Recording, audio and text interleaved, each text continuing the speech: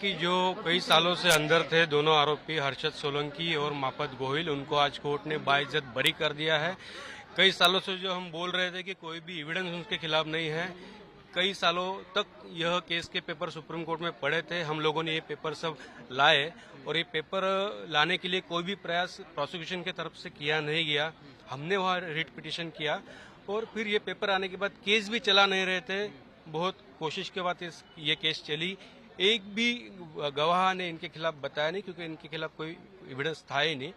तो ये सब सोची समझी साजिश का ये सब शिकार थे। इनको पहले अजमेर ब्लास्ट केस में भी इनको फंसाया गया था, यहाँ से भी उनको एक्विट किया गया। एक्विट वहाँ से होने के बाद फिर उनको यहाँ पे फंसाया गया, तो आज वो बरी हो गए। सर, कोर्ट की तरफ से क्या कुछ बेल बॉन्ड को बताया कितने पे करना पड़ेगा पैसा? दोनों को 15,000 का जामीन देना है 437A के तहत।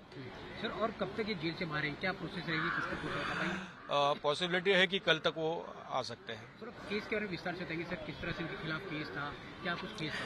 ये ऐसा है कि जो 27 फरवरी 2002 को जो गोधरा कांड हुआ, जिसमें 56 लोगों को जला गया, उसके बाद गुजरात में जो जगह जगह पे दंगे हुए, उसी से रिलेटेड 1 मार्च 2002 को वडोदरा में एक बेकरी थी जो हिंदू पॉपुलेटेड एरिया में थी, उसको 1200 लोगों ने जलाया, ऐसा इल्जाम था, जिसमें 14 लोग उसमें जल के मर गए थे।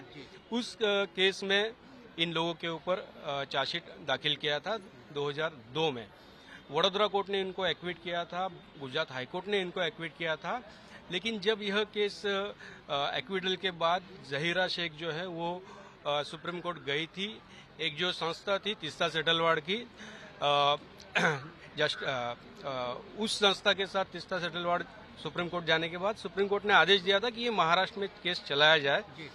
फिर वहाँ 17 लोगों के खिलाफ ये केस चला। 4 लोग जो वांटेड थे, उसमें से 2 का आज जजमेंट